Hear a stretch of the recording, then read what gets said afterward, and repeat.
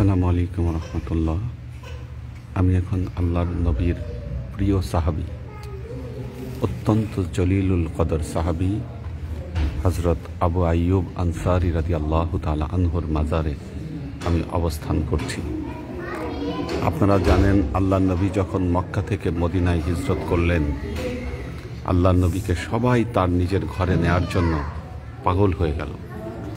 কে থাকবেন আল্লাহর নবীর ঘরে? সবাই অস্থির হয়ে গেল। সবাই আল্লাহর নবীকে দাওয়াত করতে শুরু করলেন, ইয়া রাসূল আল্লাহ, আপনি আমার ঘরে অবস্থান করবেন।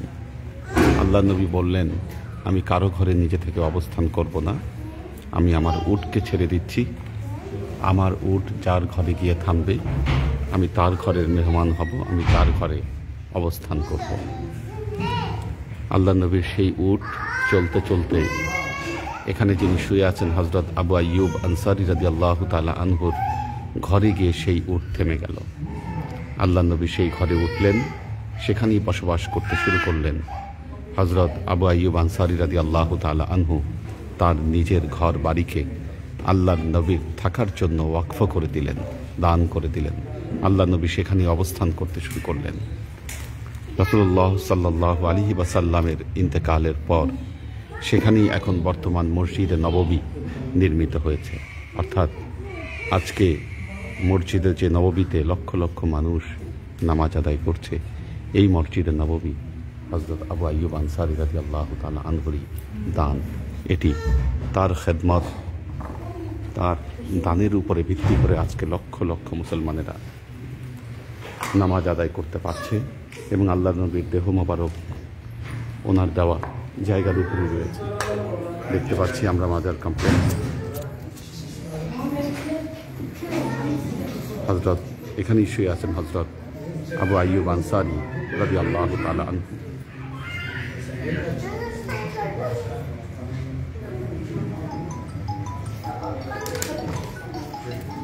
এখানে বেশ কিছু জিনিস রয়েছে, দর্শনার্থীরা এগুলো দেখছেন।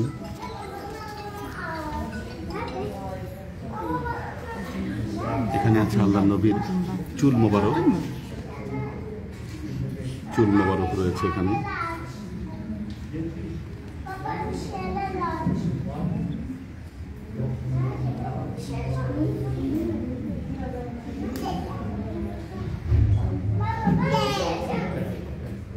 এটি হচ্ছে একটি গাছের পাতা, যে গাছ রাসূলুল্লাহ সাল্লাল্লাহু আলাইহি ওয়াসাল্লাম নিজ হাতে এই গাছ রোপণ করেছিলেন। এই গাছের পাতা এখানে রেখে দেওয়া আছে।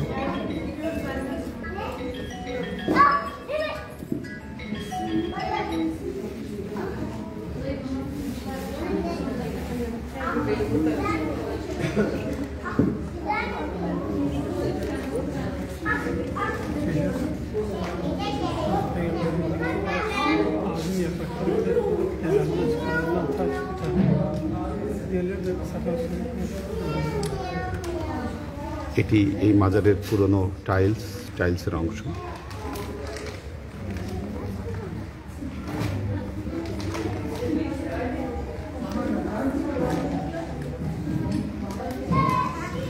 আল্লাহর নবীর চুল মোবারক এই দুটোই খেয়াল করলে দেখবেন যে উপরে দেখা যাচ্ছে চুল। এটা রাসূলুল্লাহ সাল্লাল্লাহু আলাইহি ওয়াসাল্লামের চুল, এটার মধ্যে রয়েছে।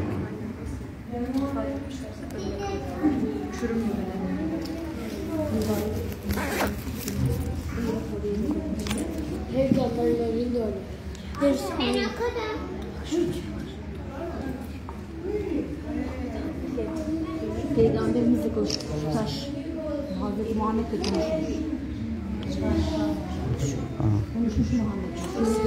Maşallah. Taş. Şu. Taş. Peygamberle konuşmuş.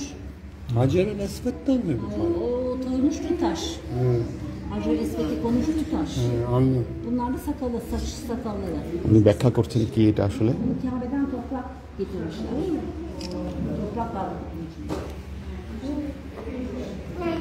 সবাই এখানে অত্যন্ত ভক্তির সাথে জিয়ারত করছে এবং এখানে আসলে বোঝা যাচ্ছে যে এখানে আল্লাহর নবীর একজন সাহাবী শুয়ে আছেন। এই জিনিসটি একেবারে অনুভব করা যাচ্ছে।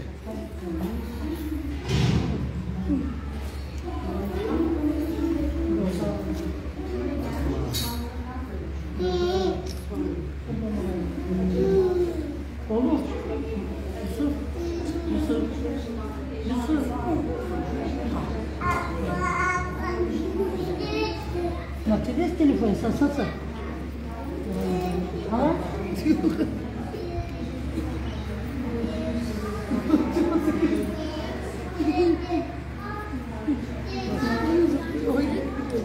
শুয়ে আছেন হযরত আবু আইয়ুব আনসারী রাদিয়াল্লাহু তাআলা আনহু।